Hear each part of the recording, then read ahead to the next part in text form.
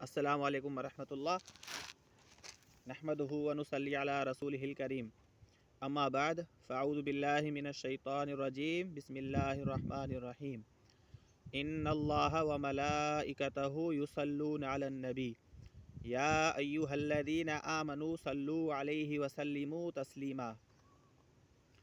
بے شک اللہ اور اس کے فرشتے درود و سلام بھیجتے رہتے ہیں نبی اکرم صلی اللہ علیہ وسلم پر۔ اے ایمان والو، تم بھی کثرت سے درود و سلام بھیجتے رہو نبی اکرم صلی اللہ علیہ وسلم پر۔ اس سے پہلے ہم نے دیکھا تھا کہ زمزم کی کھدائی کا واقعہ، اور آج ہم دیکھیں گے اصحاب الفیل کا واقعہ، ہاتھی والوں کا واقعہ۔ جی،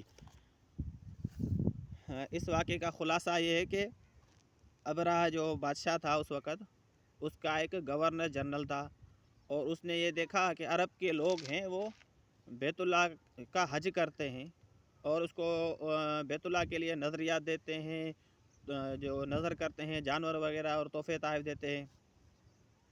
تو اس نے سوچا کہ اگر ایسا ہی کوئی بت خانہ میں بنا دوں اور تو یہ نظریات اور میری طرف آ جائیں گے۔ اب اس نے صنعاء ایک جگہ ہے، وہاں پر ایک کلیسا بنایا، وہ اس لیے کہ لوگوں کو متوجہ کرے، یعنی بیت اللہ سے ہٹا کر اس بت خانے کی طرف متوجہ کرے اور لوگ یہاں پر آ کے نظریات دیں۔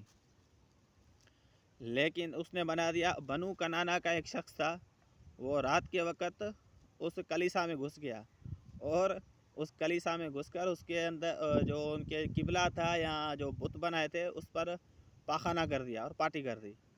اب جب صبح کے وقت ابرہہ بادشاہ کو یہ پتہ چلا کہ فلاں شخص نے اس طرح کیا ہے تو اس کو بہت غصہ آیا۔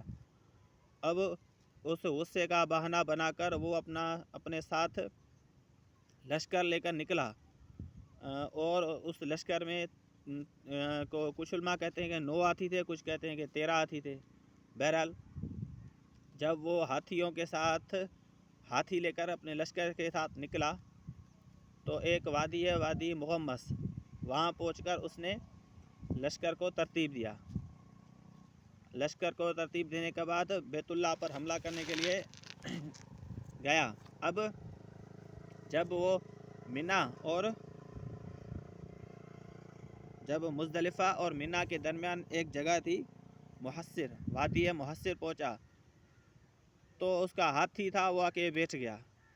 جب وہ اس ہاتھی کو بیت اللہ کی طرف اٹھاتا تو ہاتھی رک جاتا اور بیٹھ جاتا، لیکن اسی طرح دوسری سمت اگر ہاتھی کا منہ کرتا، طرف کرتا تو ہاتھی چل پڑتا۔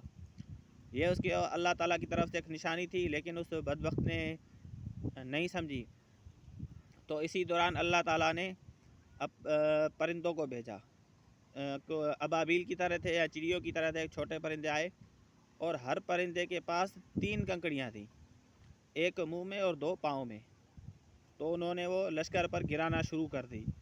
اب جو لشکر تھا وہ سارا تتر بتر ہو گیا، اور اسی طرح اللہ تعالیٰ نے اپنے کعبہ اور بیت اللہ کی حفاظت فرمائی۔ اب کہتے ہیں کہ اس وقت جو ابرہہ بادشاہ تھا، یمن کا بادشاہ تھا، سپر پاور تھا۔ اب اللہ تعالیٰ نے اس وقت کی سپر پاور کو شکست دی، اور علماء کرام کہتے ہیں کہ یہ ایک نشانی تھی پوری دنیا کے لیے، یعنی بیت اللہ کی عظمت کی۔ اور دوسری نشانی یہ تھی کہ اللہ تعالیٰ اس وقت پوری دنیا کو مکے کی طرف متوجہ کرنا چاہتا تھا، کیونکہ اس کے بعد 50 یا 55 دن بعد نبی اکرم صلی اللہ علیہ وسلم جن کی پیدائش ہوئی ہے۔ اب ہم انشاءاللہ نبی اکرم صلی اللہ علیہ وسلم کی پیدائش کے بارے میں پڑھیں گے۔ السلام علیکم ورحمۃ اللہ۔